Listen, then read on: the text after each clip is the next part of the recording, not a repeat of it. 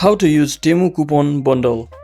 Welcome back to my YouTube channel. In this video I'll be showing you how to use Temu coupon bundle. So let's get started. First thing first, just open up your Temu application and make sure you are currently logged into your account. And as you can see, I've already logged in with my account. Now simply select this profile icon at the bottom right corner and you should be heading over to this screen where you can see there is an option related to coupon and offers.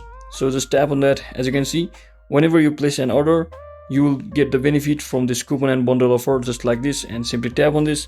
And if you have some unused coupons, you can simply enter the coupon code over here and simply apply it, so that whenever you try to buy any product, you will get certain percent of discount.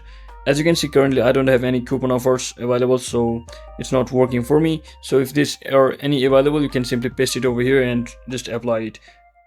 And let's say I want to buy this product over here, and simply tap on this add to cart, and once I'm inside here, I'll simply click on this add to cart button over here, and I just head over to go to my cart.